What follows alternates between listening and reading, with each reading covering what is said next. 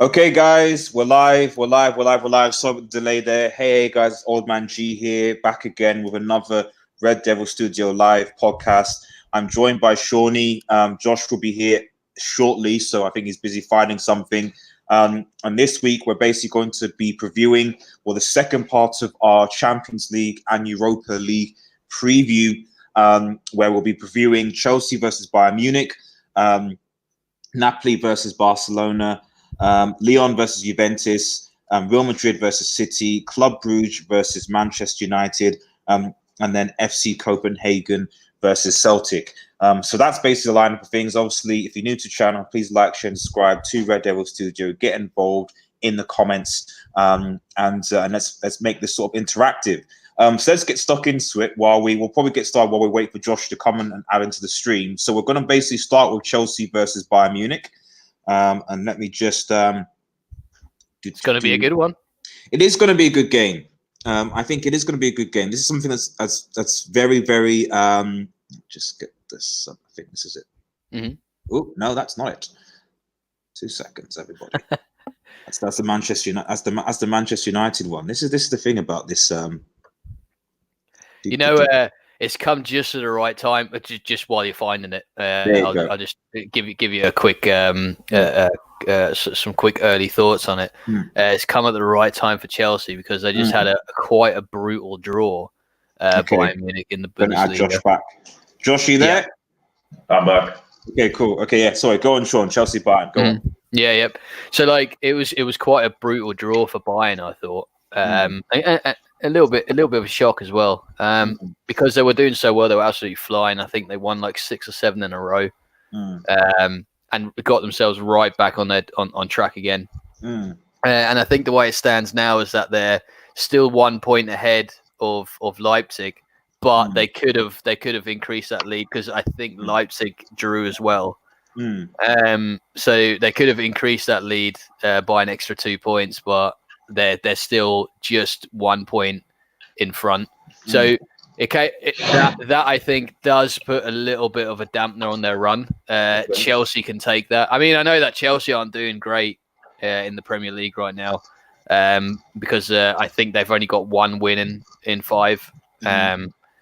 But it's at least they can take some positive from where Bayern Munich are standing right now. Because if they went into it just like going, "Oh my days, we're facing a team that's got 8 wins on the bounce, top of the Bundesliga," at least it's like, yeah, they had seven good games. They drew. It was quite a tough draw. It was quite a brutal draw. That will knock their confidence a little bit. Let's see what we can do and just get at them in this game. The Lampard has got a little foothold to boost a little bit of confidence to his players because Chelsea's form isn't great right now. Yeah, Josh, what do you think? Well, I think last week we briefly talked about this one, I believe.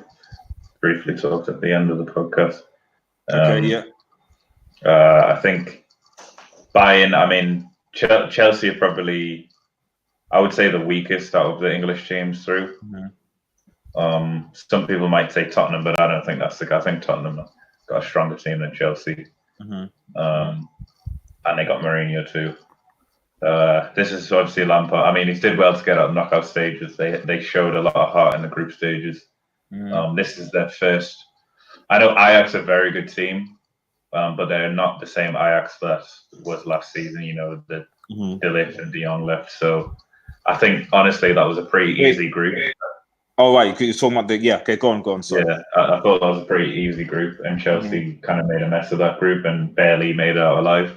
So this is their first real test. And you know, Bayern haven't made it to a final in a very long time. 2012 was it? 13? Yeah. So I mean, this is a tough test for both of them. Same year Chelsea. Oh no, that was the same year they won. It was against Dortmund. Yes, yeah, you're right. Dortmund, yeah, and then I think Chelsea beat them. Chelsea beat them the year before. Yeah, the year before. So, in all honesty, you know, Chelsea's home form hasn't been great, but one thing they do have is heart. But is that going to be enough to beat Bayern, who are more experienced at this stage? I think Bayern will definitely get an away goal, and then it's who can show the most guts over two legs. That's what I think. I'll give you my thoughts actually on this. I mean, I to be honest, I'm scared that this might be a sacrifice. To be honest, I don't know which word you want to use: sacrifice, circumcision, resurrection. I don't know. So like, I'd be very concerned if I was Chelsea right now. So because I mean, I take Shawnee's point that Bayern Munich, you could say Inco had a bit of a stumble against RB Leipzig, but I think that's more. I think that also just shows how where Leipzig are. I think as like Bundesliga title contenders, and also what Nagelsmann has done, which is why I think the Spurs game is not going to be very easy for Mourinho. That said, for me, Bayern Munich seem to are now in a run of form right now. If it makes any sense, and Chelsea look like they're not in a run of form. I think that the winter breaks actually come at the worst time. So because I think that Chelsea were really going on the back of like a lot of defeats and draws. Yes, they won the odd occasional game, but I don't think they're in the best form. So on top of that, like I mean, I look at like the last game they played against Leicester, they conceded 2 goals. And I know everyone's like, oh yeah, 2-2 is such a lesser sort of, but you've got to think 2 things. One, 2 of those goals were scored by Rudiger, and then 2 of the goals were conceded, by a defense. So basically what that tells me is that Chelsea, they're defensively are not great, and attack-wise, they're not scoring goals. I mean, I can't remember the last time Tammy Abraham scored a goal, At one point, people were saying, it was Arsenal. Did he score against Arsenal? Yeah, that was his last goal. His last goal. I remember. What, as in when Arsenal went down to 10 men? No, he scored in both games when we lost, and then when we also went down to 10 men. So yeah. And that was was that a penalty? Was it, or was it? I can't remember. So open play. Sorry, he only scored against Arsenal when they beat us. Sorry, I got that wrong. Yeah, that's what I was saying. And that was from open play. Yeah, that's what I was saying. So like, but the last time that he happened. So anyway, regardless, what I'm trying to say is that like, they don't seem to have that many goals from up top now. So Drew obviously still at the club, but seems to be out of favour. But Swai seems to not really be in favour, just sort of comes on. So really, the only 4 they're relying on is Tammy Abraham. The wingers aren't giving them much goals as well. Pulisic, I think, is injured. Is a bit of a bigger blow. I don't know whether Ruben Loftus-Cheek will be back for the game. If Ruben Loftus-Cheek is back, that might give them somewhat more dynamism in the midfield and something to really carry them forward. But if they don't have that, then really, I just can't see how Chelsea can get through this game, to be honest. And it's a bit worrying that this game is at home first, because we know that Chelsea's form at home has not been good. So if Bayern basically score 2 or 3 goals, that's a tie over, and they can easily do that with Lewandowski, Gnabry, etc. So I'd be very concerned, to be honest, if I was Chelsea right now, because I just think defensively they're not at it, and they don't have the ability to score many goals. So it's going to be a miracle, I think, for Chelsea to go through. So I would say, to be honest, I hand this one to Bayern. Is that a fair agreement with people, or what do other people think? Yeah, the only reason why I brought up Bayern's draw was, all I was saying is it would give Chelsea a foothold. Like that's all it is, though. It's just something for Lampard to say to his lads, and just like say, look, listen, they're just coming off a draw. There was, okay, fair enough. It was against Leipzig, who's second in the Bundesliga, but still, it's still a bit of a confidence knock. That's really the only thing that he's got going into that game, because their run in the Premier League is shocking. The way it's carrying on, I can't see him being there next season, because they will eventually drop that 4th place if they're not careful. Probably one of the worst runs in the Premier League in general, I think, at the moment. Because if you look at, I know it's not I know it's Champions League and everything's a little bit different in Champions League. And there's 2 legs. Anything can happen over 2 legs. It doesn't really matter though, because you do somewhat of your form in the Premier League does carry over into the Champions League as well. And like you say, Loftus-Cheek, he's going to be like a massive asset if they can get him back. And people like Hudson-Odoi, who are just looking really, really sharp, are trying to make their way back into the team with reasonable impact.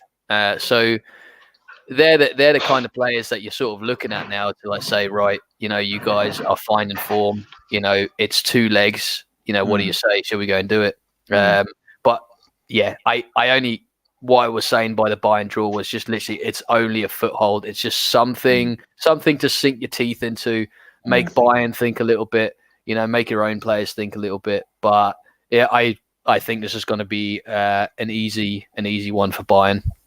Fair enough. Okay, so score predictions. I'll start with Shawnee first, and then Josh.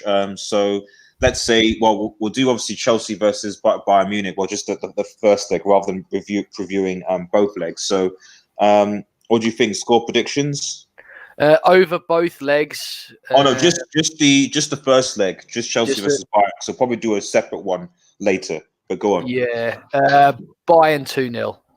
Bayern 2-0 at Stamford Bridge. Oh, blimey, Stamford Bridge. I didn't think of that. So, no, because I was going to say at Stamford Bridge, it's going to be a 1-1 draw. And then, yeah, when they go away, I might increase that score to 3-0 away. I'll say 1-1 at Stamford Bridge and then 3-0. So it's a 4-1 over the 2 ties. Okay, fair enough. Gee. What do you think, Josh? I mean, they're not that bad, Chelsea, are they? It's just, I think just Bayern are that good. Yeah. If you told me at the start of the season when Kovac was there, I'd have gone, I don't know. I think, I'd have been like, I think Chelsea, and with the way that Chelsea were playing, I would have said, Chelsea have got this almost. They could do something. But now almost it's switched. So the new Bayern manager seems to have a head on his shoulders. And Lampard seems to have not got a good run of form. So, but anyway, score predictions for this, Josh. I definitely don't think Chelsea are going to win this first leg. I want to sit on the fence. Go on. Go on. And obviously this is at Stamford Bridge. Yeah, I wanted to sit on the fence and say 1-1, but I think it's probably going to be 2-1 Bayern. Yeah. Okay. Yeah, I just don't see Chelsea doing it. I'm going to go even once. I'm going to say 3-0 Bayern at Stamford Bridge. Ooh. I'm going to say that Bayern will go to Stamford Bridge. I mean, if you can't keep the way I see, I was actually looking at Chelsea's previous like results, and it's bad. It's bad, So we're talking losses to Bournemouth at home, losses to Southampton, draws obviously to Leicester, draws to Arsenal 10 men down. So I think City losses there as well. Like the run of form is like, I know people want Manchester United and they should be, they really should be, but Chelsea's form is not that much better either. I don't think there's that much separating the 2 teams. So if you've got a team like Bayern who's strutting their stuff, and with a leaky defense that Chelsea has, it's just, I think it's going to be 3-0, I think, minimum, if I'm honest. So I hope Lampard can get his stuff together. But I think this winter break doesn't help. So, because by the time the winter break is over, you're strapped back into a Champions League. Maybe they're rested. Maybe that might help them. But at the same time, they wouldn't go into this game with some degree of momentum. And right now, I don't see where the momentum is coming for Chelsea right now. Definitely, yeah. So, yeah. Unfortunately, I give this to a 3-0 to Bayern Munich at Stamford Bridge, and I think that will basically be the end of the tie because I can't see Chelsea going to bar some miracle or some Kante masterclass. That's really the only thing I can think of. If Kante is a masterclass game in that midfield, then anything is possible. But outside of that, I don't. Sometimes their midfield 3 looks like the best midfield 3 in the world. Kante, Kovacic, and Jorginho, but it's very rare. I wonder if Loftus-Cheek's going to be back after the winter break, actually. It'll be interesting to see. I'm not sure. It would be interesting. So, but from what I can tell now, I just don't think he will be fit for the because the injury he got was quite substantial as far as I'm aware. First team action. I mean, he did play. I think was it 2 days ago? He played 60 minutes for Chelsea's. I think it was under 23 squad. So I think he's close to coming back. But whether he'll be back in time to make a senior appearance for the Champions League game remains to be seen. Looks like it'll take at least a few more weeks. I'd say probably early March. Yeah. The thing is as well is, do you bring him back for this game? It's not like it's going to be like straight away match fit, like smashing goals in and assists all over the show. It takes a little bit of time for you to come back. I mean, Chelsea are probably looking at all like the players that they've let go, over the past few months, and thinking to themselves, "Oh my days, did we make a mistake there?" Because like he ruptured his Achilles. He ruptured his Achilles tendon. That's a nasty injury, man. Oh, it is. Very, very nasty. So it looks like he came back. Ruben Loftus-Cheek returned to action after a long-term heel injury by playing for an hour in Chelsea's friendly against Brentford B-side. So that was, that was just a couple of days ago, 3 days ago. So I don't think he's going to be ready to play against Bayern Munich if you're playing against Brentford B team. For 60 minutes. That's what I mean. So unfortunately, right. Let's move on to our second preview again, and that is Napoli versus Barcelona, and this is a very, very interesting. I'm interested to see what the discussion will come out of this one, because quite frankly, Napoli are having a so-so season. I mean, they're 11th. It's pretty. Exactly. It's dire. Exactly. It's a dire season for Napoli. So but they're semi-decent at home, and I don't think you can underestimate them. And meanwhile, Barcelona, they what can you say about Barcelona, to be honest? Because yes, they have Messi, and in theory, Barcelona should win this game.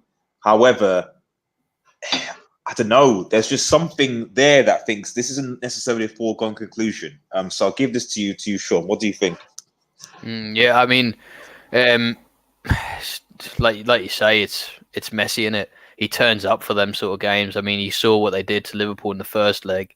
I mean, never mind the second leg, but they've still got it. They've still got it in the bag. They can still hurt teams. There's not much of a difference between. I mean, if anything, they've gotten a little stronger since last season. It's just that there's something just not quite clicking there. Have they gotten stronger though? This is my cap. Have Barcelona actually gotten stronger this season? Because I mean, on paper, they have. But I mean, obviously Suarez is not going to be involved, so that's obviously a major blow because he's injured. He's out for quite a bit. So Griezmann seems to still not really know what his role is, and so basically you've got the Ansu Fati kid who's there. And then obviously you've got the likes of De Jong and what have you. So, but you've got a defense that's breakable in PK. And but someone said, was it Josh? Do you say that is it PK is injured? Is he out? PK had a groin injury against I forgot who they played in the Copa del Rey. He got a groin injury. Atletico Bilbao. Yeah, so maybe he'll be back.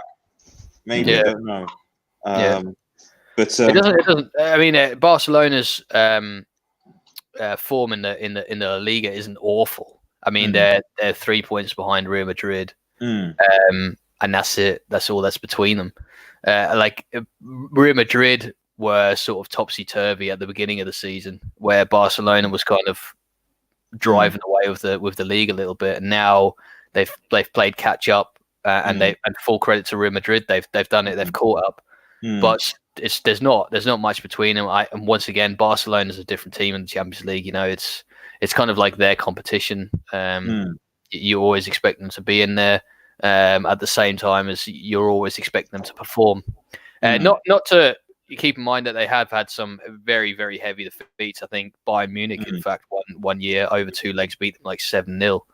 It was just absolute embarrassment. But yeah, you're still always expecting to do well and for them to be there. They do look like a different team when they do play in the Champions League. Like I say, Liverpool still had an incredible squad last season. They beat us 3-0 at the Nou Camp. So, yeah, I think Barcelona, even though their form has dipped slightly, which, by the way, it's picked up again because I think they've won the last 2 games. So, like, I think it was like a draw, and then they won, lost 1, and then they won 2 again. So they won 2 on the bounce, something positive to take into this into the first leg, and they're gonna hurt you, aren't they? Like if you have to be right on the ball with them. So you don't see. I bring Josh into this. So you don't see a situation where, because obviously the last 2 Champions Leagues, Barcelona have also had a capitulation. They capitulated against Roma. They capitulated obviously against Liverpool, and I would argue that this Barcelona team is probably weaker than. I hear an echo. It's probably weak. Yeah, I don't know. Is that coming from? Anyway, it doesn't matter. Sure. Anyway, what I'm saying is that I feel that this Barcelona team is weaker than even those last 2 teams. So my concern in this game against Napoli is that Napoli, as a lot of people said, are 11th place. They're not really. They're not going to be. They're so far from top 4. So really, they have nothing left to lose here. Yeah, they have nothing left to lose in terms of going all out. Gattuso, well, not the best manager, I must confess. Might be able to ride them. The only thing I guess you could say is that whether this back behind the scenes Napoli, board owner tyranny sort of thing is still an issue. If it's not an issue, then they might give Barcelona a shot. But I don't know. I give this to Barcelona but considering that the first leg is at Napoli, I'm going to hedge my bets on this and say that this might end up being a draw potentially. So, but let me just bring Josh in just because I haven't seen you said much. Josh, what do you think? Yeah, I think I agree with you. Both seem. It's a weird one because Napoli. I remember when they beat Liverpool at home. In fact, they beat Liverpool at home, and then I think Liverpool beat them at Anfield. But Napoli at home are so dangerous. The style of football they play is just like quick counter bang, and they can just get you quickly on the break. Dries Mertens. For me, he's like one of the most underrated players in the world. He's he passed Maradona. I mean, that's no easy person to pass. Is the highest leading goal scorer at Napoli. I don't know about Belgium, but he's definitely up there as one of the sort of top centre forwards in the world. There was talks of him signing for other clubs, and they've got players like him, Insigne, etc., who can just really kill you. And they signed Llorente from Spurs. I forgot about that signing. Yeah, so that's another. True.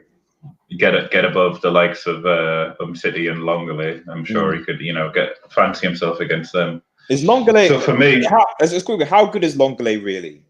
How good is I don't know because how good is he really? I've heard different things. Like some people say he's Barcelona's best defender. Some people say he's a fraud, and I'm kind of mixed. I think he's kind of like the best of a bad bunch. I think he's better than City. I think City's a bit overrated because he's French. Like a lot of French players are overrated, like Griezmann. And so I think they. I mean, everyone would love a Virgil van Dijk, wouldn't they? Piqué used to be a leader, but he doesn't have the defensive capability to match that now, and he used to score a lot of goals as well, Piqué. So they're lacking in all departments in the back, from left back to centre back to right back. And Ter Stegen, let's be honest, is the only thing that's keeping Barcelona from getting back to 3-4. Well, this is my thing. This is the thing. Ter Stegen I've no doubt Ter Stegen has been one of the world's best keepers this season for that reason. But can he do that?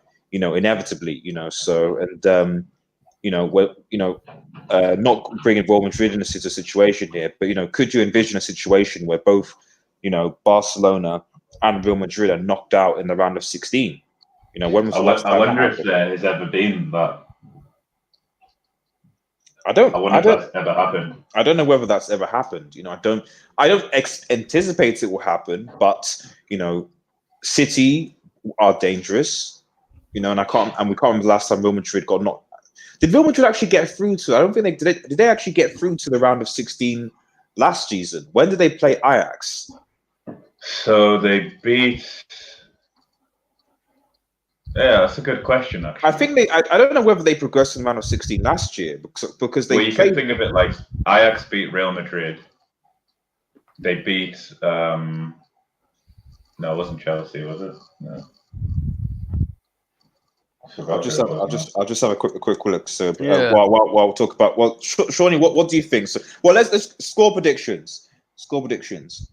Yeah, it was the round of 16. Just to say, Real Madrid actually got knocked out to the round of 16 last season. It was against Ajax. They won 2-1 at home, away to Ajax, and then obviously in the return leg, Ajax beat Real Madrid the Bernabeu 4-1. Okay. So, but yet everyone says that Real Madrid is the favourites to beat this tie. I don't really understand it. I really, really don't. Yeah. But we'll go. This isn't a Real Madrid Man City sort. Well, we're coming to that actually. We are coming to that. We are coming to Real Madrid versus Man City. But let's do score predictions first, guys. I think, honestly, just Barcelona, they're so experienced, man. They won't let Napoli run away with. I mean, I don't think, even if Napoli win, it's going to be by like 2-1, small margin. But I don't think Napoli will win. I think it's going to be a bit of a what do you call it, chess match. Napoli's going to be cautious, and Barcelona are definitely going to be cautious. I'm going with 1-1, sitting on the fence. Okay. What about you, Clemencio? Yeah. So I don't know whether Napoli is going to be particularly any kind of contention to Barcelona at all. Purely because it just seems like there's like nothing in them. They are a fast team, but it just seems like that they've had such a shocking season that I don't know what it is that they can take into the. It would kind of right now. I'd rather have Arsenal playing against Barcelona than I would Napoli, because I think Arsenal could probably give them a go. Yeah, you have a rejuvenated team that was full of hope and understanding and faith in a new manager, trying to turn it around, working hard for the results. That I'd probably rather put Arsenal in there instead of Napoli.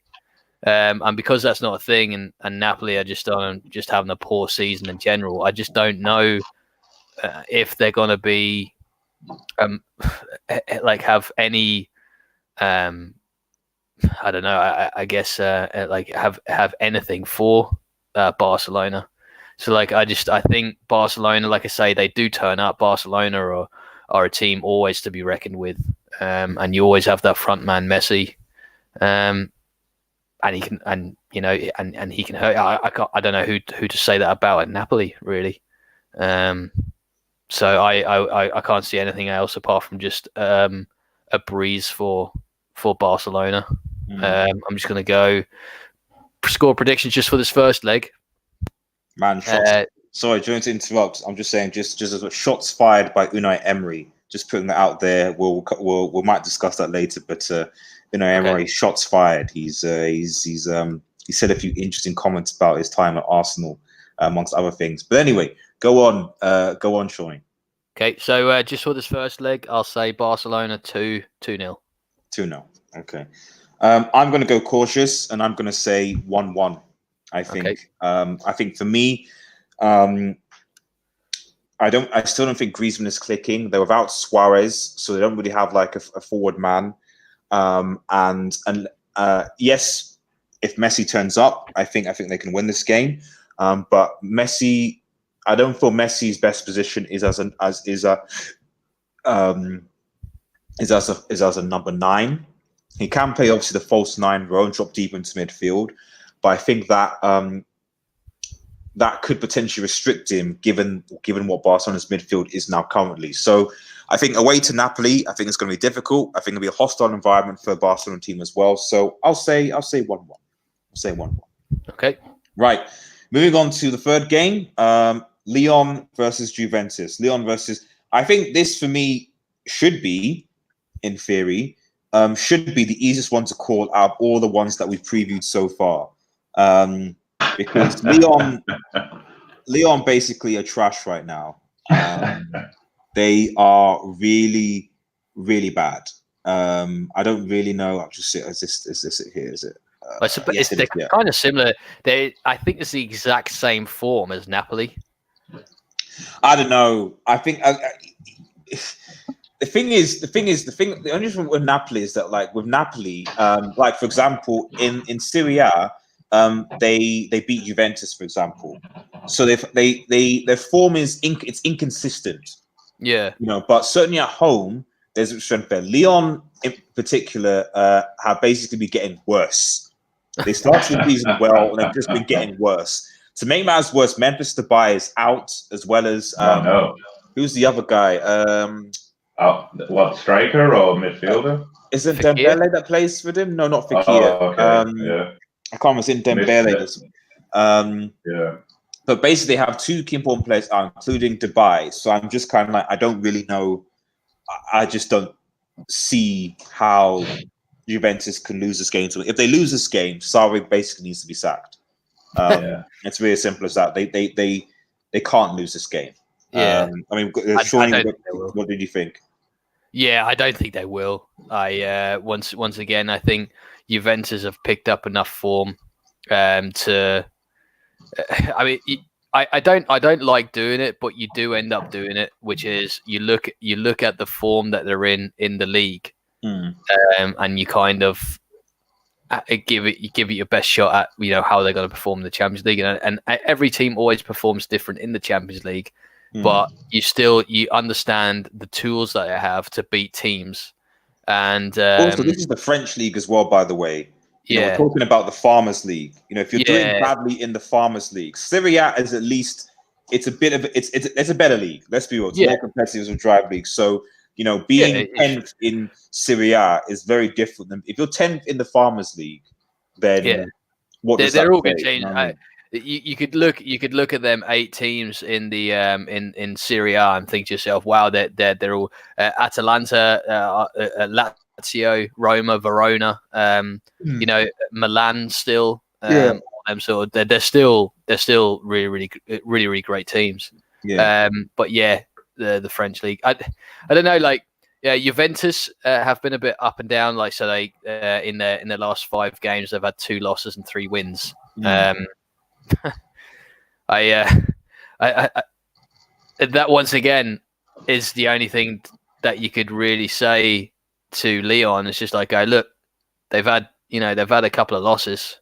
Let's just get out. Let's use that against them. A little bit of confidence, up and down in the Juventus dressing room. Let's use that. Let's put them under pressure. Yes, let's use that against them, because you never know. Once you get a nice early goal against someone like Juventus, they might start feeling the pressure of like, oh my goodness, are we going to lose again? But I don't know. I don't think Juventus are going to be particularly worried about this tie. I think they're just looking at it and going, Lyon, let's just go over there and crush them. Yeah. No. And Ronaldo as well. I just thought I'd put that out there. Yeah. He's scored in what? Is it 10 consecutive games? 10 consecutive games to Juve, yeah. Ridiculous. And I saw the goal. I know they lost against the Verona team, but that goal, if you see the goal he scored against the head of Verona, you're just like, wow. Brilliant. Yeah. Like how has he still got that pace? I know exactly. Literally, just like outpaced, and it's just like, and then to turn, and then the second, and then just to put it away, you're just like, man, this guy is like literally. If Napoli, if this could also be a sacrifice, basically, is what I'm saying. This could be, sacrifice, circumcision, baptism, whatever it's going to use. This could be, this could be very difficult for Lyon, I think. Yeah. Obviously, Dybala, I think, is Dybala... No, Higuain, I think, is injured. Go on. I heard they don't play him. Like who, Dybala? Yeah. What do you mean? I heard they've been playing like he gets benched quite a lot. Mm. And they play Higuain, and so a lot of Juve fans are a bit unhappy. Mm. Well, Sarri, the thing is, at the start of the season, this is why it was linked to Manchester United, was that Sarri, Sarri never rated Dybala. He, that was why it was the whole kind of like, but it's like, oh no, I'll stay. I'll stay. I want to prove my position. And he did. And now it's like, oh, he's not playing again. So my impression is that Sarri never really was keen on Dybala in the first place. It's whether or not he will be, whether or not he will leave or not, just depends on what Sarri does. I don't know. He's one of those players, isn't he? He's like a bit of a flair player, but he's literally so talented.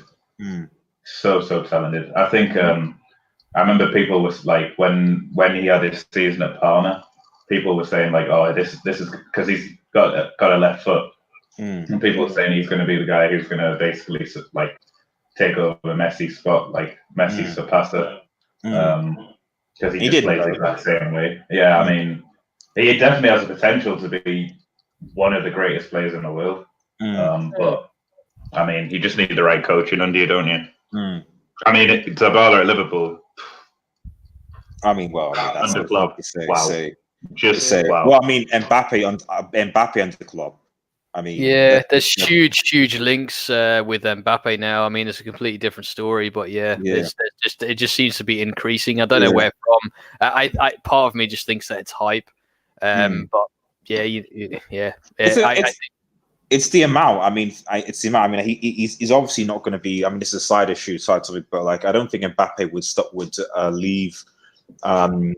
He's obviously under contract. I think the question is, will he sign a new contract? If he doesn't, if he rejects a new contract, but PSG will put like 100+ million, whatever price tag, on him.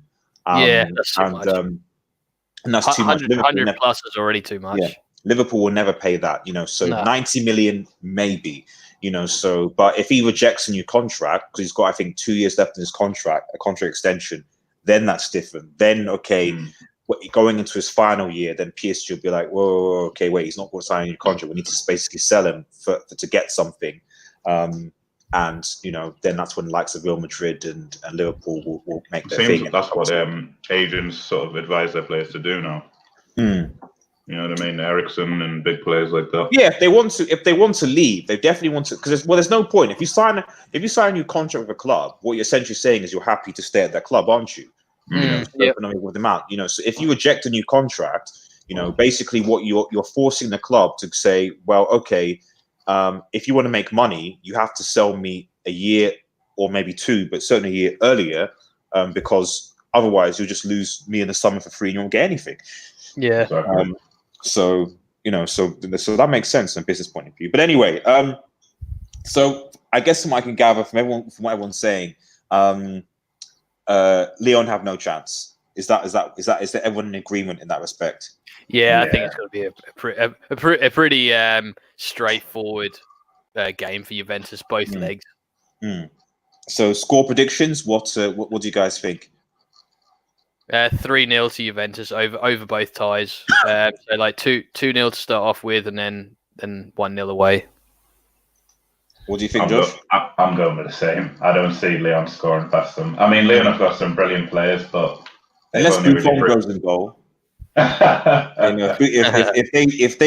Buffon even sniffs on the field and goes into the goal, then to be honest, that's okay. Maybe that's the only thing. If Buffon is put in goal, then there's always a chance. Yeah, there's always a chance. If for whatever reason Sarri's like, let's give Buffon a bit of experience, then maybe Lyon, if Dembele can run, like they've got a chance. So because Buffon is a legend of the game, but he's becoming more and more of a brick. As the seasons go on, because he's just I don't know. He just wants to win a Champions League. Is that the reason? Like he just won't retire until he wins. Maybe as manager, hang the gloves up, put on a thinking cap. Yeah, just leave it. So, but I mean, to be honest, this is possibly one of Juventus' best chances of winning it, because again, they've got a good draw of Lyon. They should beat Lyon, and then you have the likes of Barcelona, Real Madrid not on form, Bayern Munich. You know, we'll see. We'll talk about it actually. At the end, we'll talk about who you think will win the Champions League, dark horse and stuff like that. So I'll put that to one side. Just put my prediction out there. I think it will be I actually think in this first leg anyway, it's gonna be 3-0 to Juventus. I think. That was unanimous. I just think it's but that's the home leg, so away against Lyon, because I just can't see Lyon doing much. But we will see. We will see. It's the Champions League. Anything can happen. A VAR decision, drama. You just never know. You never know. Buffon being in goal. You know, all you need for him is to concede a penalty, get himself sent off, and before you know it, Juventus are in trouble. So who knows? Right. Moving on to the big one. This is the one where I think we should probably take a bit more time, because I think this is anyone's guess, and that is Real Madrid versus Manchester City. Real Madrid versus Manchester City. I think this is the big game of the round of 16, because you have two behemoths, two. We're talking about two league winners. Champions League winners in the case of Real Madrid. Can I just chime in here real quick and just say that one thing that Real Madrid and Man City differ is, are City really that concerned about the league anymore? Where Real Madrid are definitely concerned about the league still, because they're in a chance of winning it. Have City at this stage now said to themselves, "Oh my days, let's just get shot at that." And concentrate on the league next season. Sorry to interrupt you, Sean. Jira Dobiner. A shout out to Jira. Thank you for joining the stream. What did you say for Napoli versus Barcelona? What were your score predictions? I think in summary, it would be about, how many minutes back would it have been? Probably about 15, 20 minutes back.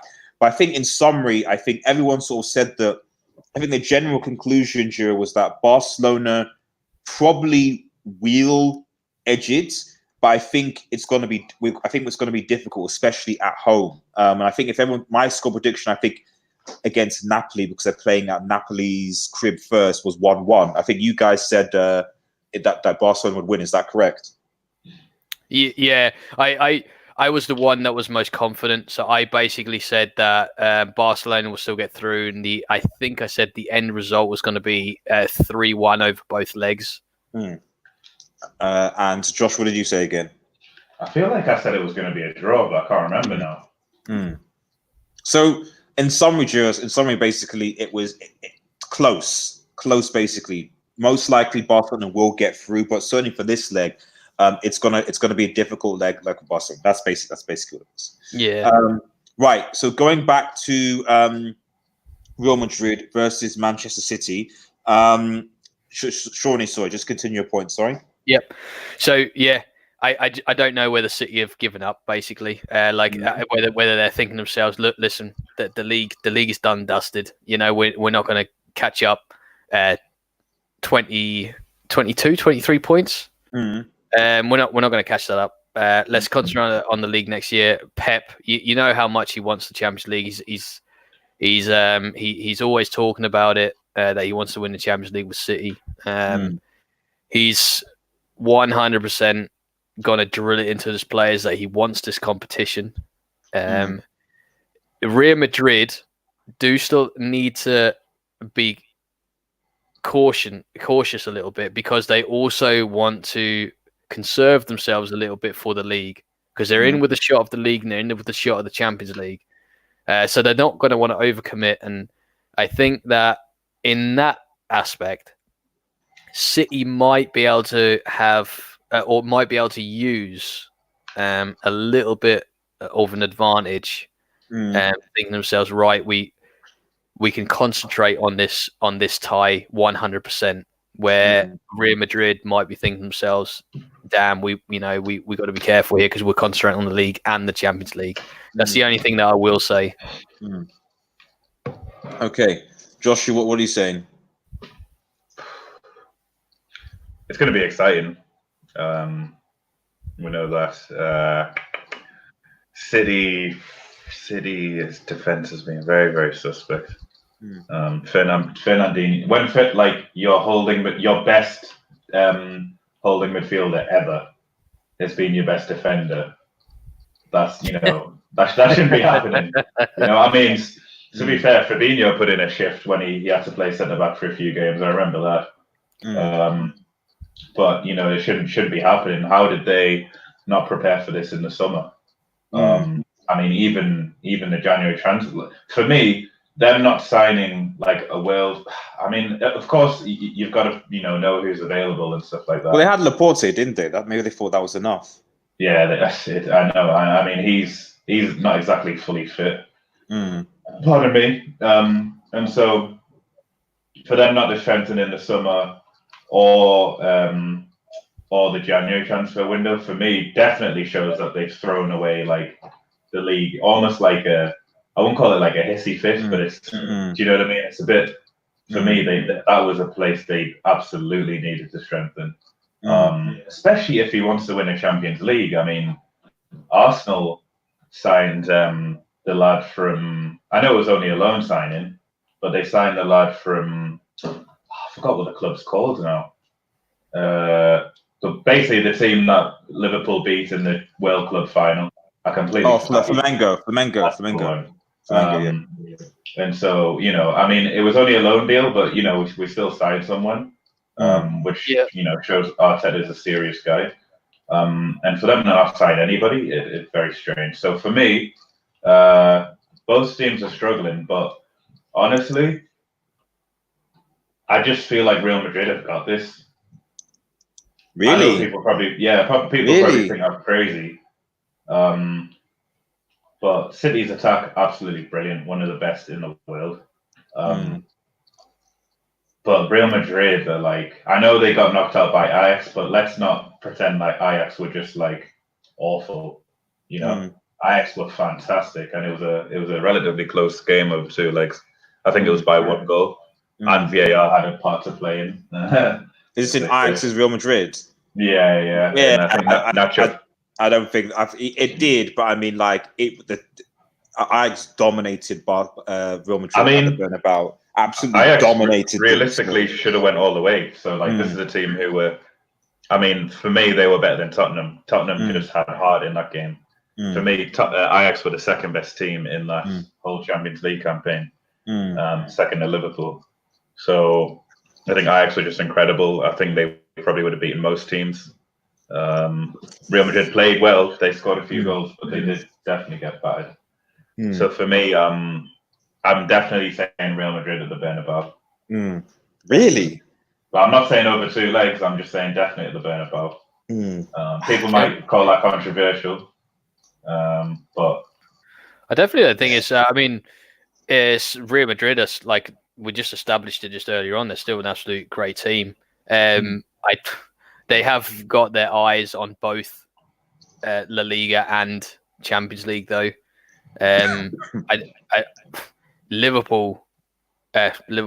City could use that to their advantage. They could just be okay. We can put more into this than what Real Madrid can. And I don't think it's a shock to say that Real Madrid will beat City. I think it's probably going to be a little bit closer than that. It's going to be really, really tight. I don't really want to see City go through, purely because you end up drawing them. Yeah, we'll end up drawing City, and then it's just going to become like this Liverpool City thing. I personally think that it's going to be a Liverpool Dortmund final. I think I said that a few podcasts ago. I just have a feeling about Dortmund, but. No, sorry. No, I'm sorry. After the Leverkusen thing, I've literally. I would have agreed with you, Sean, until I saw that game. No, at all. Absolute bricks. Manager should be sacked. No.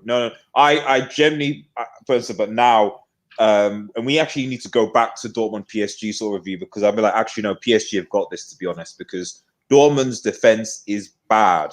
And I don't get, anyway, this isn't a Dortmund City sort of thing, but like, no, sorry, Sean, I'm sorry. Dortmund will be lucky to get through PSG now at this rate, because they just cannot keep goals out for the life of them. They just can't seem to be able to. How can you be ahead and still lose the game and score a fantastic goal, brilliant by Emre Can, and still lose the game 4-3? Come on, for goodness sake, man. No, their defense is genuinely shocking. It's just Hummels. I've seen a lot of bad defenses. Hummels is trash. You know, Hummels is at this point now. Hummels is at least tier 1 in the Banter FC academy now. He's getting to that level now. Score.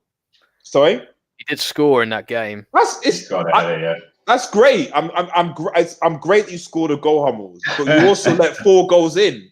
Like, your primary job is to defend. You need to defend. It's funny because that was 7-1. You know, go on. That was one of those signings where, like, I was looking at the Twitter comments and it didn't seem like anybody asked for that. Like, none of the Dortmund fans were like, "Yay, Hummels." Yeah. They were all saying like, "Snake." Yeah, because he left them to go to Real Madrid in his prime years, then basically came back to Dortmund being like, "Oh yeah, take me back," and but it's like he's just used and abused. So he's just come back and he's trash. Yeah, nobody wanted him. No one wanted him. So Dortmund like, yeah, okay, sure, maybe he'll give us a bit of experience. But like, all he's done is open his legs further regarding, you know, just letting in tons of goals, and it's now. Anyway, this is Real Madrid versus City, but I certainly take back what I said about Dortmund being with Haaland, and Haaland is good, but I mean they can't keep the sheet. Sorry. So what your point about who was it you, Josh, about Real Madrid City? Sorry, Josh, your point, yeah. So pretty much, I just think Madrid have got this. They got the experience. City. Pep's under a lot of pressure, and like you see his bald head, you know, like when he's under pressure, he just he gets really flustered, and I think that translates to the players. Like for the most part, I mean, we don't see what goes on behind the scenes, but Jurgen Klopp, like, he doesn't really seem that bothered. Like, in terms of, he doesn't see football as like a be all and end all. Like his interviews, like the post-match interviews, the on the touchline, things like that. Obviously, you know, he wants his play. He's passionate. He wants his players to work hard. If someone's got tracking back, he's shouting at them, track back, etc. Blah blah blah. But you can tell that for him, football is just, you know, it's like it's not the end of the world. So that translates to the players. I mean, you want to win, and you want to win a mentality, but they have that at City, right? But I think at Liverpool, it's a winning mentality with no pressure. Do you know what I mean? Yeah. So like City, like, I mean, how many times have you seen Guardiola arguing with players when they get subbed off? Aguero's, the Jesus's, De Bruyne, etc., etc. Like, I've never seen any of that at Liverpool. The only time I've seen that was when Mane got subbed off for Salah. Yeah. Because Salah didn't pass. You know, so like, you know, I've heard a lot of, you know, Zlatan said it, Edo said it about Guardiola. He's a good manager, but he's not really a nice person. So I don't know. I think City will be feeling the pressure here. Obviously, Real Madrid will be feeling it too, but Real Madrid will be more relaxed in the sense that we've been here before, and you know, we got out in the round of 16 last year. No. We can't have that 2 years in a row. So, yeah, that's why I think Real Madrid in the first leg. I'm going to put just quickly reading Jira's Dortmund's comments. City know that Liverpool have smashed that thing, but City in the Champions League have been very poor in the last few years. So Real win 3-5. Madrid, fair enough. Okay. I'm actually going to be up and say that I actually think that City have got this. I think that, I mean, I was on a podcast last week, you know, I think 2 anyway. With some other filthy monks. No, actually. So like with these European fans and stuff, and give my 2 cents. And I think a lot of people a lot of people were like, Real Madrid have got this, they've got enough, they've got this, they've got experience, etc. And thing is, I think that a lot of the reasons why people say that Real Madrid have got this is predominantly because they're seeing City in comparison to Liverpool.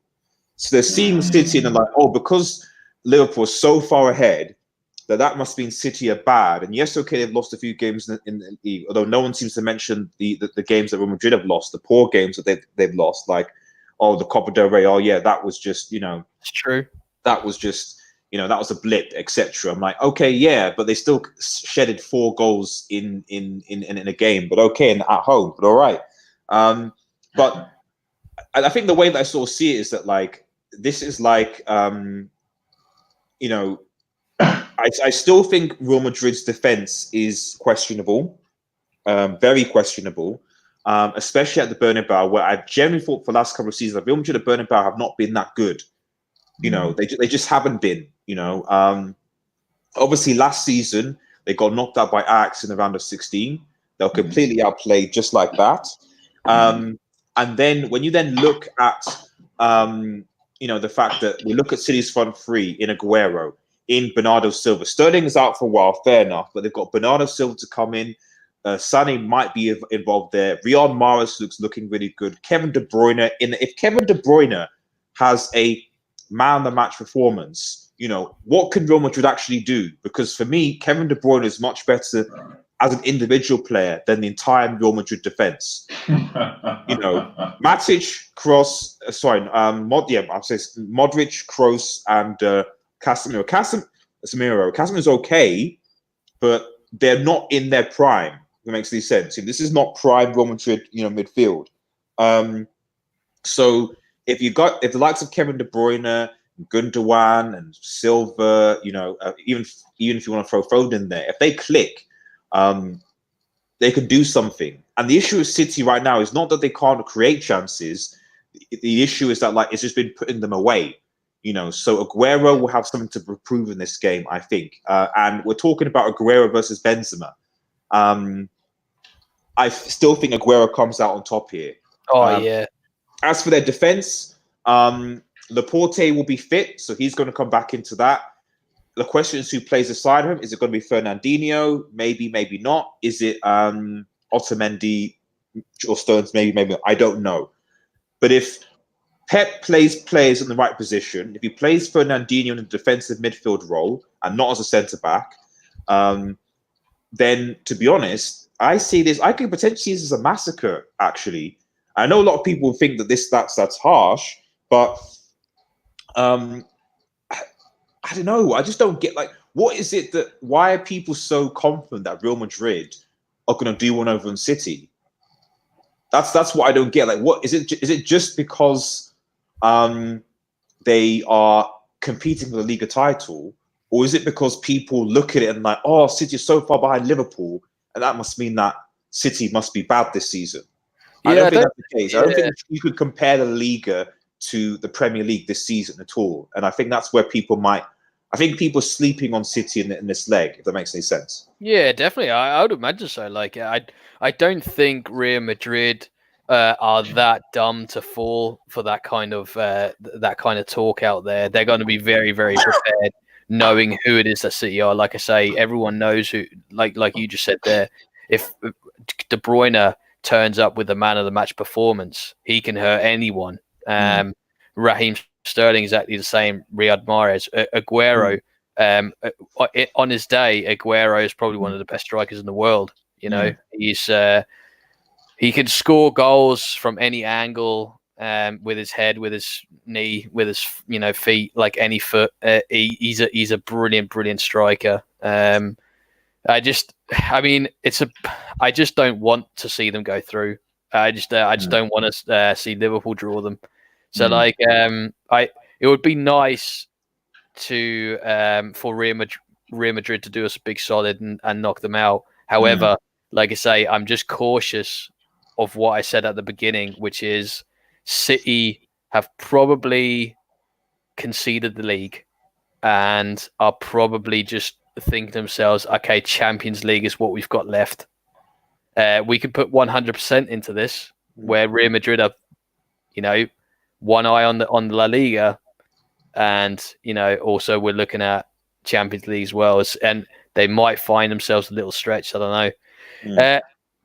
It is going to be a really, really tough one to call. And the City squad's quality, Real Madrid squad's quality, it's going to be brilliant for the neutral to watch. I mean, it's going to be a feet up popcorn. It's going to be great. It's going to be a good game. I think Jira. Jira Dortmund basically says,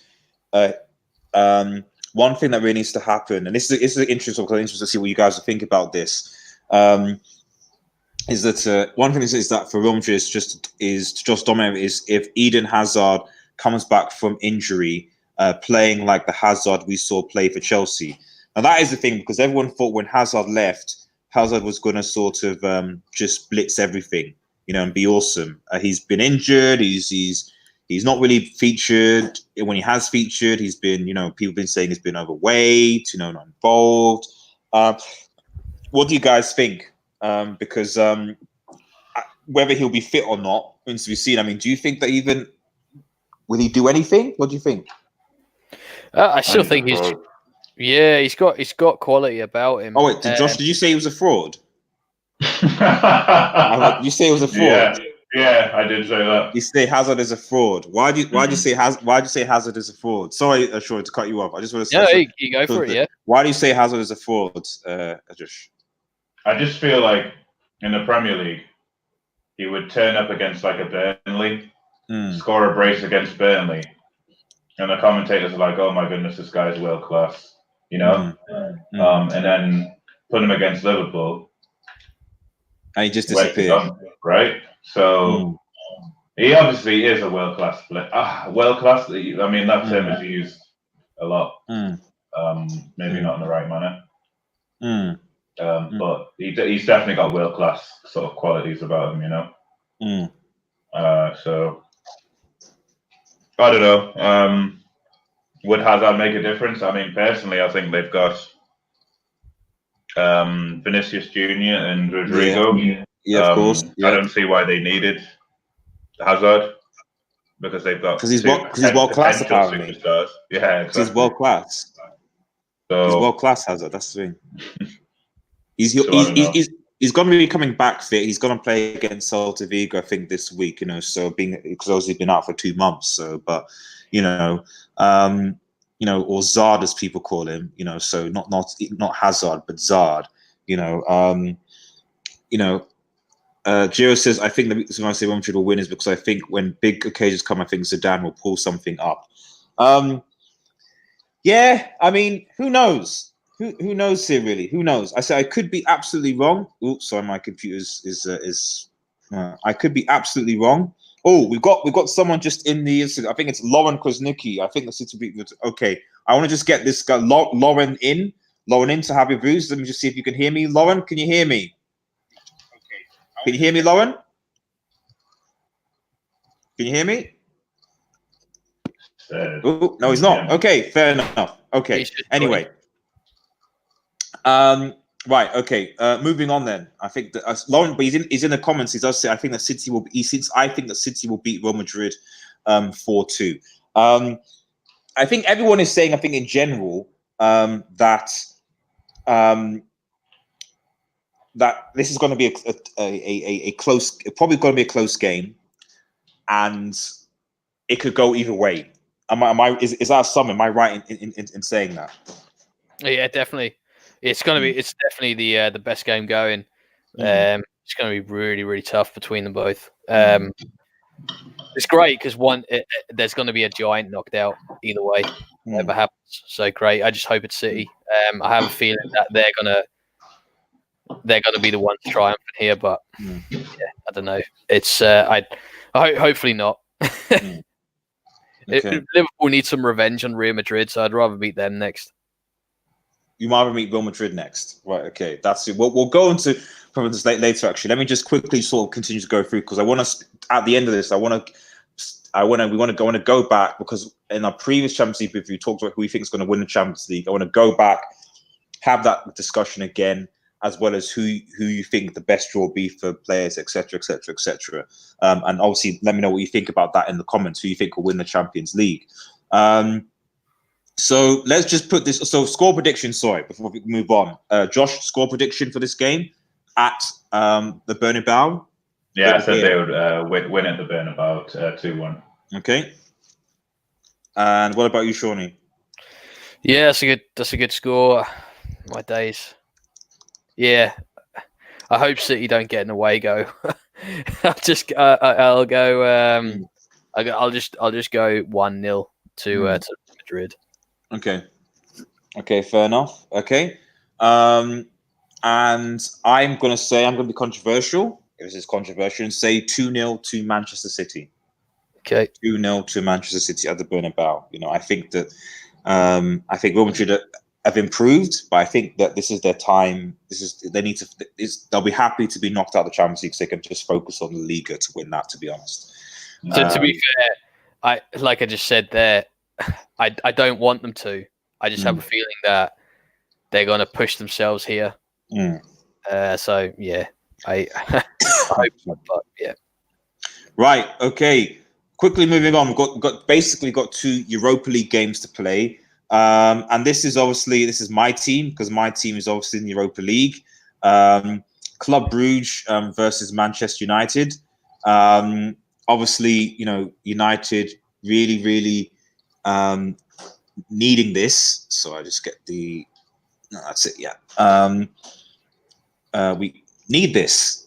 We need this because this potentially might be United's only chance of basically potentially getting through to the Champions League via the Europa League. I'd rather win the Europa League than the FA Cup. What, United? Yeah, of course. Yeah. I'd rather, because it's Champions League football. Because at the end of the day, everyone prefers the Champions League.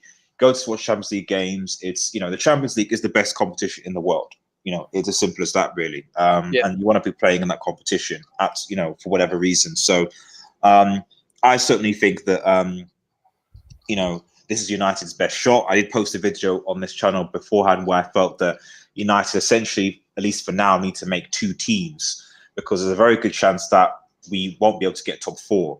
And I'm not saying that Chelsea will get top 4. I'm even looking at likes of Sheffield United and Wolves, you know, who don't seem to be going away. And it's February, so people are, oh, Sheffield United and Wolves, they can't do it. I'm like, okay, but it's February now, and they're still we're still not that far. I mean, I look at the table right now.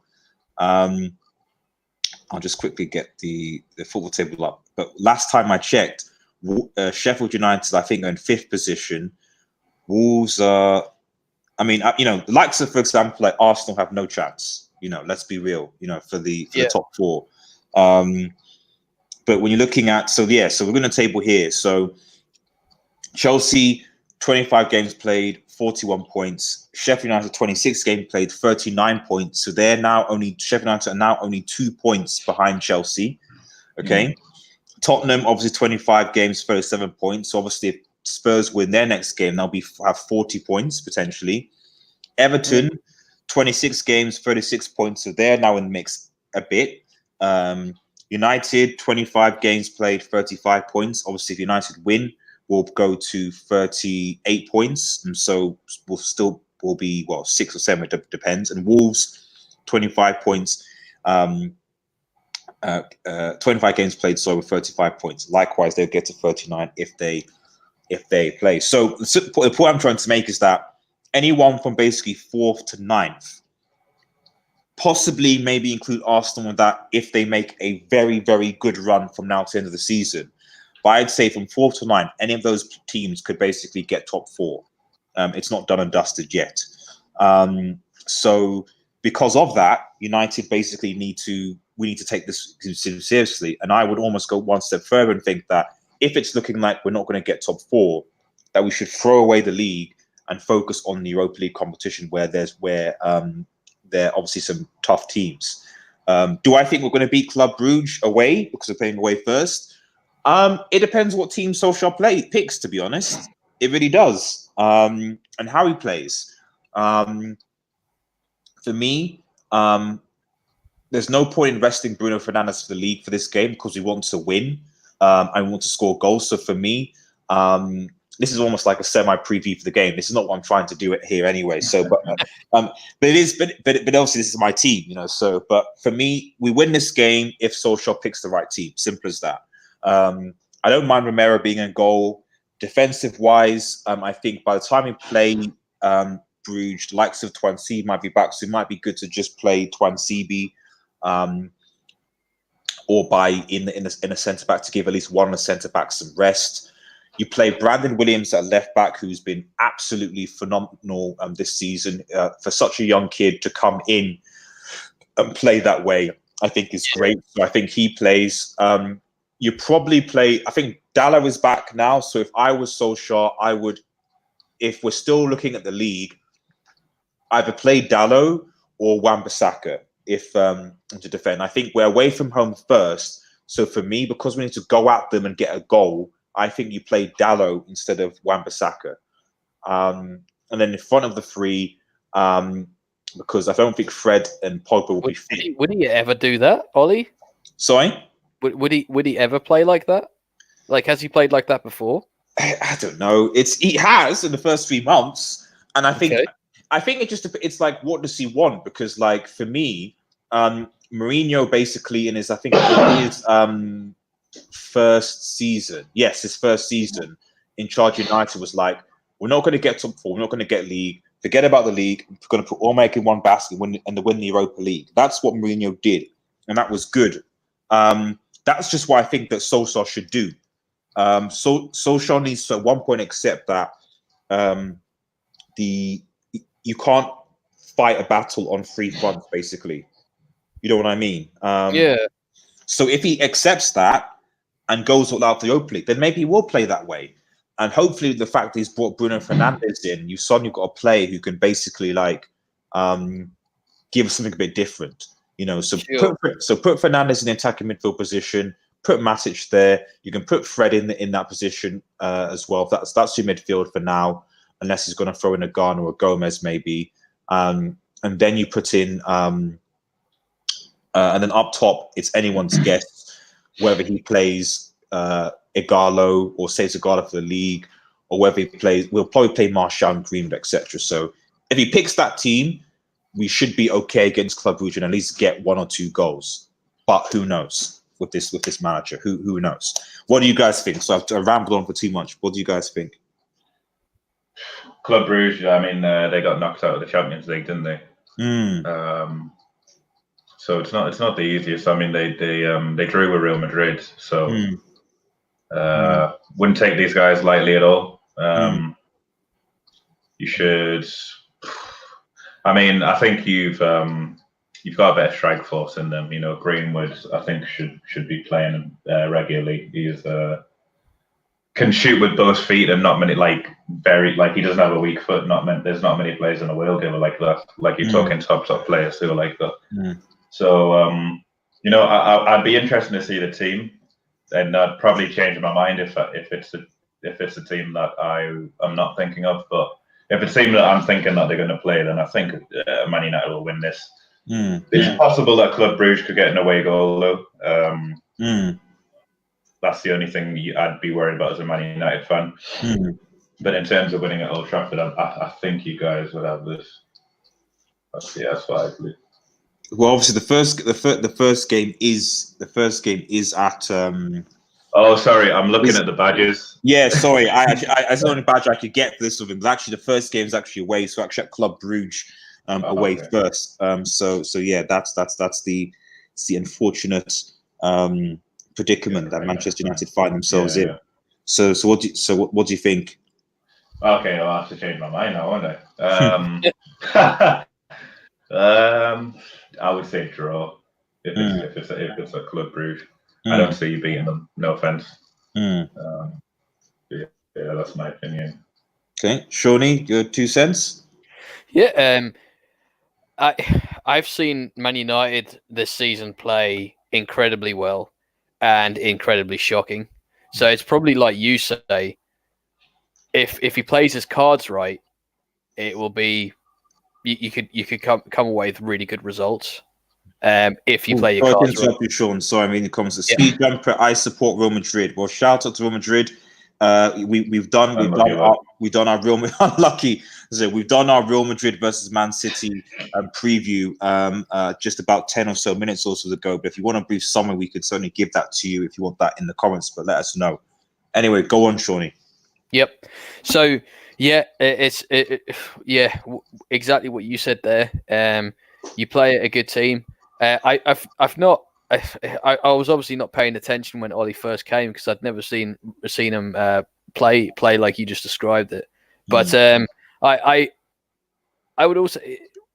How far along is Pogba now? Is he just is that it for the rest of the season, or is I don't think Pogba and McTominay will be back until I would say that Pogba and McTominay will be back until I think McTominay might be back by I think end of February basically is what I think earliest. Both of them end of February. Although McTominay apparently we've been part of the Spanish the winter. Hot water, like warm weather training. That's what I'm trying to say. Warm weather training in Spain. So McTominay and Tuanzebe both went. So it's possible that they're looking at a return soon. Yeah. So possibly, because the thing is, McTominay coming back would be a major boost. Boost. Where he would play, I don't know, because McTominay is not a DM. Neither is Fred. So I anticipate that if McTominay comes back, he'll probably drop Matic and play Fred and McTominay for some reason as holding midfielders, even though I don't think I feel like Fred could be more of a box-to-box. But anyway, he'll play them two there, and then he'll probably play Bruno Fernandes ahead of them, as essentially the number 10. But anyway, go on, Sean. Yep. So, yeah, if the right team... Also... the formation and his tactics against Bruges would be quite important because if he goes there away, gets a good result, even if it's a 0-0, that's great. Go back to Old Trafford with 0-0 and you get through. Yeah, I mean, as we've seen earlier this season, Burnley can come to Old Trafford and score 2 goals, and it's like, oh wait, okay, what's going on? But Liverpool can go to Old Trafford and draw 1-1. They can, but you got your away goal, didn't you? You know what I mean? So this is the thing. So over 2 legs, you beat us So in over 2 legs, you beat us 3-1. You know what I mean? If you do it in that sense, but okay. For me, I just feel that United have to go out and get an away goal in this game. I don't trust this team at Old Trafford. They really haven't. Old Trafford is not a fortress at all. And for me, if Solskjaer is a manager, which I'm suspecting is getting that idea of him being a manager is getting less and less and less as the days go by, so at some point I'm just thinking he's like essentially like, what is he? Until the next at this point I'm thinking he's like the Norwegian version of Frosty the Snowman, so because that's where I think he's at right now. So I don't know. For me, United go to Bruges and attack with intent, get 2 goals, hopefully, and then that hopefully kills off the tie so that we can basically rest players. That's if he wants to compete. Because there was the fact that if Solskjaer wants to compete in the FA Cup and still push for top 4, then that's what you do in a Europa League. Go all out first in your first leg, unless we have like a really, really big game on the weekend, so that we can rest players in a second leg. That's what you should do. If you go there and it's horrific, something horrific happens. You lose 3-0 away. Is that the tie essentially? You don't think you can do anything at Old Trafford? No. Yeah, I agree. I don't think we could because 3-0. United's big problem this season has been like us last in scoring goals, right? And if we can't, especially now that obviously presumably Igalo will probably be involved, I don't know, and Green, etc. If we lose 3-0, I'm in my mind. I'm first like where the goal is going to come from, right? Where the goal is going to come from, and because unlike against PSG, you know. We did, yeah. But I mean, the things about that are like, one, you know, we haven't seen that character from United in quite. The closest I've seen that from that character from Manchester United was against Sheffield United away. Right. You know, when we were losing, and then we came back to win 3-2, and then we conceded the third goal, which was stupid. But that's the closest I've seen to like a comeback type of sort of thing. You know, outside of that, when we've conceded a goal now and conceded 2, it's like the sort of the shoulder shrug, and that's it. You know? Yeah, I see that with Martial a lot. You know, well, there you go. You know, so that's anyway. We move on because we need to talk briefly talk about Celtic and then Champions League sort of things. So, what do you think? What do you think the score predictions, guys? So who is Celtic playing? Sorry, who is Celtic playing? What? Is that what you said? No. What's your score predictions for this game? Club Brugge versus United. We're going to preview Celtic in a second. I think I said 1-1. That's what I said. 1-1. Okay. That's you'd easily take that, wouldn't you? 1-1 away. Yeah, I would take that. I would take a 1-1. I take and honestly, I think I would. I want to be optimistic. I want to say 2-1 to United. But I would definitely take a 1-1. Yes. What do you think? Well, yeah, so like United getting an away goal. That's really, really positive. I'll go even more positive. I'll say 1-0 to United. Grind out 1-0 at Club Brugge, and then that's pretty. That would probably pretty much see you through. I reckon. Grind out 1-0. Fair enough. Okay, right. Okay, so just our last pre-game preview is this, just to cover all the British teams. FC Copenhagen versus Celtic preview. FC Copenhagen versus Celtic. Celtic obviously almost are. I think they're basically going to win the Scottish the Scottish League. I think that's done and dusted basically.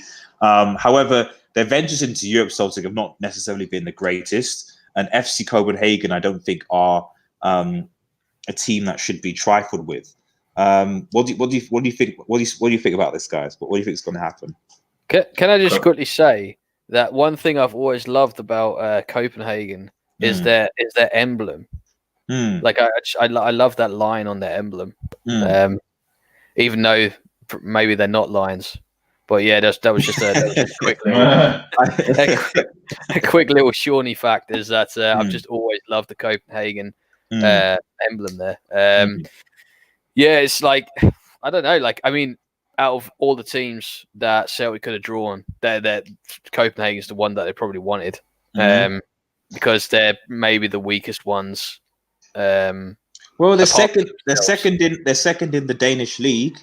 You know, just behind Midtjylland, I think, is how you pronounce it. I think FC Midtjylland, yeah. FC Midtjylland. Yeah. I mean, there you go. They're behind some team that we don't know. It's behind some team. How many teams in the Scottish League can you name? Yeah, Rangers, Dunfermline, with Hearts. Hearts are there, yeah. Fife. I don't think they're in the Fife are in the first division anymore. No, okay. Okay. I don't know. Now I can only name cities. So I'd probably after that have to move on to like Inverness, Edinburgh. So I wouldn't be able to tell you. I guess the point is that like Celtics for all into Europe is always been messy. In theory, you'd think that but is the Scottish League really stronger than the Danish League? Really? Like I don't think so. I would argue the Scottish League is probably even weaker than and I have a feeling that FC Copenhagen also dropped out from the Champions League. If I'm correct, I could be wrong. I'll just double check. Okay. Yeah, I mean Celtic also dropped out from the Champions League. It's I don't know. No. They didn't drop out from the Champions League. No. They did. No, I'm wrong. I don't think they. They weren't in it. No. So FC Copenhagen got knocked out of from the third qualifying round, and Celtic likewise. Okay. So Celtic would very evenly matched then. Yeah. I don't know. I'd still like to give it to Celtic, but yeah, you never know. It could be a shock for Copenhagen. Fair credit to them. Go for it. Copenhagen and Celtic. Either one of them could just. It's whoever wants it more will get it. So you could almost say that to your dressing room. So go, look, you go out there. If you want it more than these guys, you win. Because we're evenly matched. So that I don't know whether that's motivation nowadays. To me, it would be. To me, it would be all right. Let's get out and let's get it. So I really don't know anything about Copenhagen, so I don't really know how I would accredit the score. But if I had to give a score prediction, is it Celtic at home? Is it? Yeah, Celtic at home. Okay, 2-0 to Celtic at home. 2-0 to Celtic. 2-0 to Celtic. What do you think, Josh? I don't see Celtic keeping a clean sheet, but I think I see them winning. So I'll go 2-1 Celtic. 2-1 Celtic. Do you have anything to say about the game, Copenhagen, something like that? Like, what do you think? I don't know too much about Copenhagen. I know they've been Dutch champions a lot. That's all I know. But yeah, I mean they've won it a few times. But yeah, I would like to see the Scottish team do fairly well, but it's kind of the other Glaswegian side that I want to do well. But maybe Celtic are the better team out of Celtic and Rangers, but I'd love to see Rangers have a good run, but we'll see. So yeah, 2-1. 2-1 to Celtic. I think. I mean, I will also compare. I'm not an expert on FC Copenhagen, but from what I've seen in previous games, they were a Champions League regular at one point, and I just think that actually they might have too much for Celtic. I just think that the Scottish Premier League isn't always will be a banter league, to be honest. You know, if we're saying the French league is like a farmers league, the Scottish league must be like, I don't know, like a pheasant league or something like that. So pheasants league or something. So whatever is this in farmers, but Van Dijk was there for Van Dijk was there, and he moved to Southampton, and then he moved to because he was like, I can't be with these farmers anymore. These pheasants, these pheasants, man. So. This is the thing. So I actually think that, and as Josh has rightly said, Celtic just can't seem to be able to keep clean sheets. At least I don't think they can. They just cannot seem to be able to keep clean sheets. So I would say that actually I think for this leg, even though that it is at Celtic, that I would still probably give this to. I'd still probably give this to FC Copenhagen, and my score prediction therefore is 2 seconds. My score prediction is 2-1. I think 2-1 to FC Copenhagen. Okay, but we'll see the events from that. Right. Okay. So let's put that to one side, and we're coming towards the end of the stream. So, 2 seconds. We're going to basically talk about who we think will win the Champions League, dark horses, etc. We obviously did a brief segment about this a few podcasts back, but I thought we should just bring this back. So who will win the Champions League? Who will win the Champions League? Why don't you start, Joshy? Liverpool. Just end like that, conversation. End conversation, is it? And is that it? Just Liverpool. Do I need to give you a reason, or? I mean, give me something that like, aside from the fact that they're arguably the best team in Europe right now, just something else. I don't know. The best chance you got beating Liverpool is over one leg. So I think, final. You know what I mean? Yeah. So I think nobody can beat Liverpool over two legs in this, like, out of the teams that I can see. However, PSG versus Liverpool in the final. I mean, a PSG or a don't really see any others. I mean, I could only see maybe one or two teams maybe beating them in a final. I mean, then again, a final is anybody's game, isn't it? Final is different from two legs, but I just think Liverpool, like they don't lose. How many times they lost this season? What? Once in the Carabao Cup, once in the Champions League against Napoli. Yeah, twice they've lost this season. It's a joke. Well, you know what I mean? If you include, I guess the Carabao Cup against Villa, which was essentially their CT, their like under 23s again, I think, against Villa. So, and then obviously Napoli season, but they haven't literally only two losses all season. You know, one of them. I don't think anyone's really counting that Carabao Cup loss, to be honest. Let's be real. Even though that same under 23 team still got through the FA Cup round. Shrewsbury. But Shawnee, I mean, just is there anyone bar the Liverpool that you keep thinking? So I think everyone seems, and I will say that Liverpool are the favourites, but is there anyone else, dark horses, anything? Yeah, I don't know. Like, I'm really sorry to say it, but like, I still think, for some reason, I just have a feeling that it's going to be a Liverpool Borussia Dortmund final. I know that you guys, really. It's totally true. They had a shocking game. Me and Josh watched that game when Dortmund lost, and it is horrific. It won't stay like that.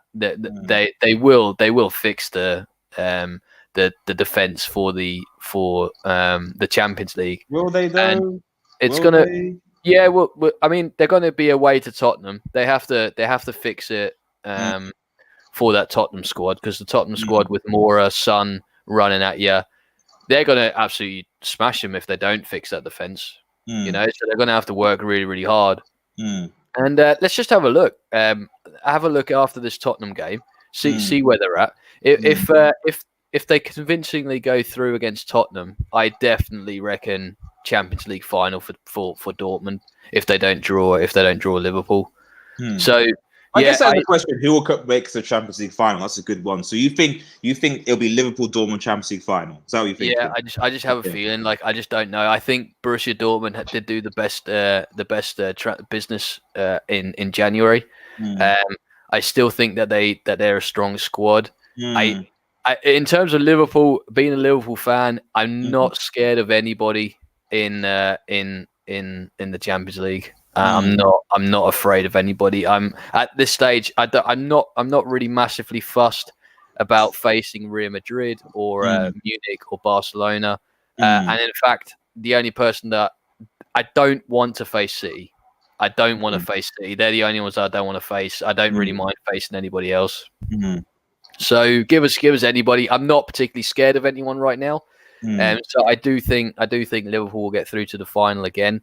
I just think that Dortmund are the other team that I think has the capability of going away and hurting people. So yeah, that's such a nice position to be in when, like, you as a fan, you could be like, I actually don't fear anyone. Just bring it on. Just leave it. Whereas if you're a United fan and you're like, I don't want that person, I don't want that team, that team, not that team or that team either. Please let the draw be kind. There you go. So fine. So Josh, so who do you think? So obviously you think Liverpool favourites. Who do you think? Well, So Josh, tell me who you think who's going to make the final, and also then dark horse for the So I think potentially Liverpool PSG final, and I also think dark horses. I guess in a way, Dortmund are the dark horses, because if they can somehow. I mean, in a way, they always score a lot of goals, right?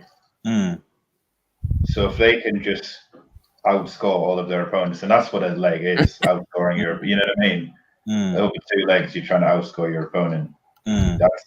They could be dark horses, but you know, almost. So they'll Yeah. fix it. They'll fix it. It can't. It won't stay like that. How though? I mean, anyway. But go on, Josh. Sorry. yeah, so I think Dortmund are my dark horses. Okay, fine. Right. So as far as I'm concerned, obviously I think that Liverpool will. What did you say? What do you say? What do you think the final will be? You said Liverpool PSG. Yeah, you did. Okay, so as far as I'm concerned, obviously Liverpool are favourites. Is what people say. As painful as it is for me to say it, they are. They are just the best team in Europe right now. It's just what it is factually. As far as who I think the dark horses will be, dark horses.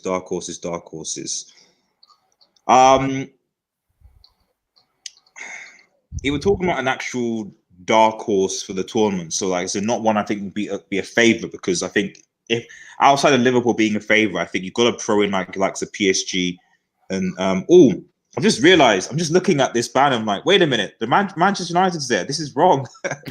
It's not the right banner. It's not the right round of 16. Sorry, guys. Yeah, Sorry, you've got a couple of teams in there that are maybe not because I mean, Atalanta, Valencia. I can't imagine any of them being dark horses. Yeah. Apart from that, obviously Liverpool. It's all good. So Liverpool are version against Atletico Madrid. Dortmund are against PSG. Tottenham are against Leipzig. It's so funny because I literally looked down and was like, why is the United logo there? So we're not in the Champions League. So and then I realized that I got the wrong. Let me just quickly get the actual right one up here, because this is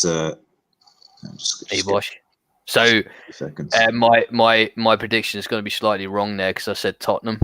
So I think Borussia Dortmund are against PSG actually. So I think if Dortmund do get through to PSG, then for sure they're gonna get through to the final. That's the right one there. Okay, hope everyone can see that now. Apologies to everyone watching out. Sorry about that as well. We did have the wrong on a 16. I'm sorry about that. So yes, so that's what is there. So, but I assume no one's changing their predictions, are they? No, I still, the only mistake I made was I was pitching Tottenham against Dortmund, and Dortmund are actually playing PSG. I still haven't changed. If Dortmund make it past PSG, they're through to the final, I reckon. Okay, fair enough. Okay, so I'll just end with my point. Like I said, I just thought that, and we'll just end with the Europa League, and then we'll be finished. My point is that Liverpool obviously got this dark horses for the tournament. I would say, looking at dark horses, dark horses. I guess dark horses for the tournament, because my favourites would be Liverpool, followed by PSG, and then Juventus.